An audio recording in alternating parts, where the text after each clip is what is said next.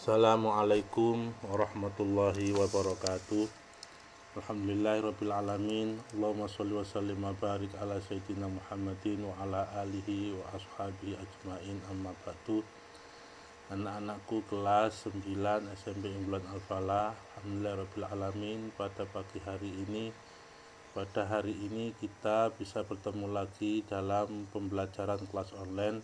Mudah-mudahan walaupun dalam pembelajaran kelas online kita tetap semangat, diberi kesehatan oleh Allah, dan diberi ilmu yang manfaat oleh Allah Subhanahu wa ta'ala. Anak-anakku, dalam pelajaran kali ini yaitu tetap masih dalam keberagaman masyarakat Indonesia dalam bingkai Bhinneka Tunggal Ika, bab yang keempat, pertemuan yang keenam. Sebelum pelajaran ini kita mulai, terlebih dahulu kita berdoa kepada Allah Subhanahu wa ta'ala agar kita diberi ilmu yang bermanfaat oleh Allah Subhanahu wa ta'ala dan dijadikan orang-orang yang bermanfaat oleh Allah Subhanahu wa ta'ala. La hadhihi niyya wa kullu niyatin shalih wa ila hadratin Nabi Mustafa Sayyidina Muhammadin sallallahu alaihi wasallam lahum bi barakatil Fatihah. A'udzu billahi minasyaitonir rajim. Bismillahirrahmanirrahim. Alhamdulillahirabbil alamin. Ar-Rahmanir Rahim. Maliki yaumiddin. Iyyaka na'budu wa iyyaka nasta'in. Ihdinas siratal mustaqim. Siratal ladzina an'amta 'alaihim ghairil maghdubi 'alaihim waladdallin. Amin. Anak-anakku, kita dalam pelajaran kali ini adalah permasalahan keberagaman dalam masyarakat Indonesia. Pada judul topik sub permasalahan yang mungkin muncul dalam keberagaman masyarakat Indonesia, yang saat ini kita sampai pada sub yang ketiga, yaitu akibat yang ditimbulkan oleh terjadinya konflik. Konflik dalam masyarakat memiliki akibat positif dan negatif baik secara perseorangan maupun kelompok. Jadi konflik itu juga ada dampak yang positif dan juga ada dampak yang negatif. Apa saja yang termasuk dampak yang positif?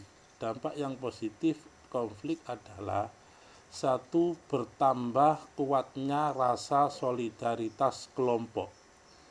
Dua, hubungan antara anggota atau kelompok masyarakat semakin kuat.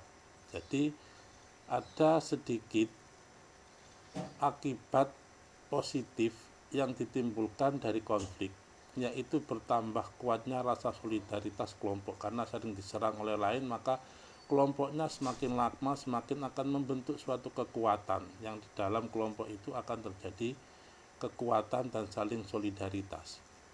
Kemudian antara anggota kelompok masyarakat yang lain juga semakin kuat. Itu adalah sedikit daripada akibat positif dari terjadinya konflik. Yang kedua adalah akibat negatif. Konflik juga banyak mengakibatkan negatif, hal-hal yang negatif. Di antaranya hal-hal yang negatif dalam konflik adalah perpecahan dalam masyarakat. Kerukunan masyarakat akan terganggu akibat konflik yang terjadi. Anggota yang sebelumnya bertetangga berubah menjadi tidak saling bertegur sapa, saling membenci, buruk sangka, dan lain-lain. Anak-anakku, akibat negatif dalam konflik ini yang pertama adalah perpecahan dalam masyarakat. Kalau terjadi konflik, maka kerukunan masyarakat sudah terganggu. Yang dulunya saling sapa, yang dulunya saling tegur, yang dulunya saling silaturahim dengan tetangga satu dengan tetangga yang lainnya, maka akan berubah menjadi tidak saling tegur sapa, saling membenci, saling buruk sangka, dan lain sebagainya. Yang kedua adalah kerugian harta benda dan korban manusia. Kehancuran harta benda sering terjadi akibat konflik dalam masyarakat, seperti kerusakan fasilitas umum, rumah pribadi, serta taman, dan lain-lain.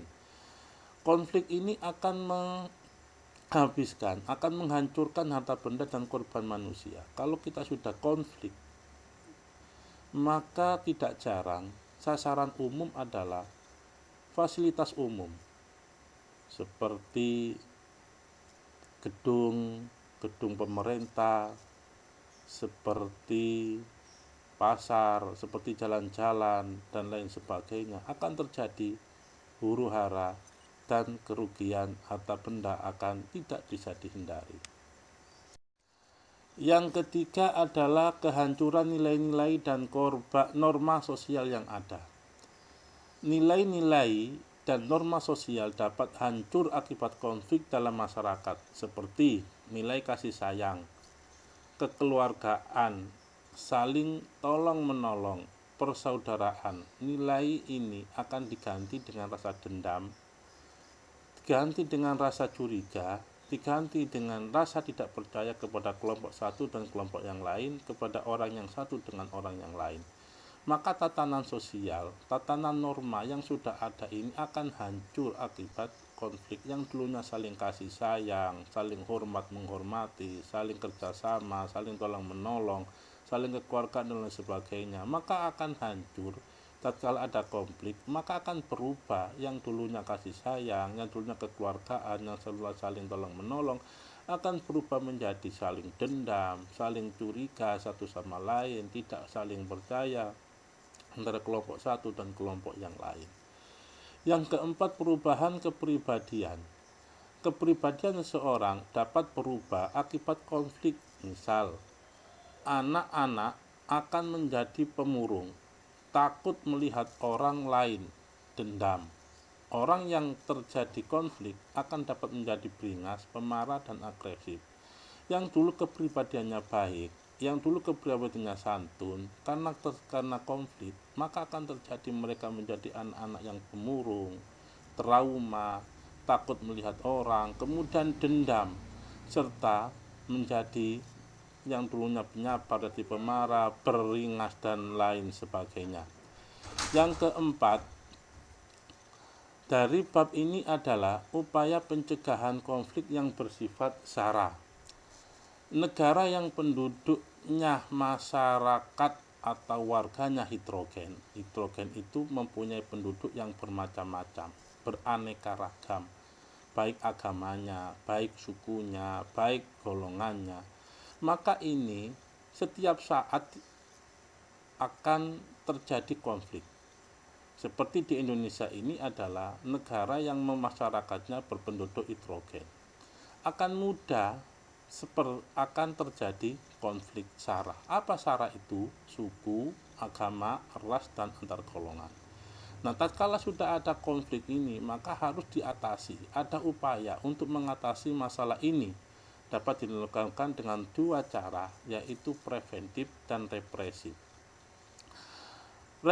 Preventif adalah suatu cara, upaya dilakukan untuk mencegah terjadinya masalah atau sebelum masalah terjadi. Nah, preventif ini anak-anakku, sebelum terjadi sesuatu masalah yang timbul di tengah-tengah masyarakat, sudah ada penanggulangan sebelum masalah itu terjadi. Itulah yang disebut dengan cara preventif. Yang kedua, dengan cara represif.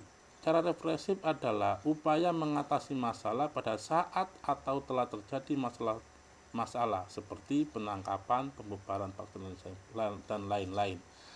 Jadi yang kedua ini, cara kedua untuk menanggulangi masalah yaitu represif. Cara represif ini adalah tatkala ada masalah, ada perkelahian, ada pertengkaran, maka masalah ini harus diselesaikan di tempat itu juga. Bisa saja dengan cara penangkapan, bisa saja dengan dibubarkan. Maka inilah yang disebut dengan penanggulangan secara represif. Di samping kedua cara tersebut juga ada cara lain, yaitu cara kuratif, yaitu upaya tindak lanjut atau penanggulangan masalahnya terjadi. Jadi setelah konflik itu terjadi, maka tindak lanjutnya, maka ada pendampingan, maka itu disebut pendampingan, maka itu disebut dengan cara kuratif ada pendampingan, kemudian ada pendidikan, kemudian ada penyuluhan, dan lain sebagainya. Yang kedua, dan cara mengembangkan sikap saling menghargai dan menghormati. Itulah anak-anakku sekalian pelajaran kali ini. Mudah-mudahan pelajaran kali ini membawa berkah, manfaat bagi kita semua. Akhirnya kami akhiri pelajaran kali ini dengan wallahul muwaffiq ila aqwamit thoriq. Wassalamualaikum warahmatullahi wabarakatuh.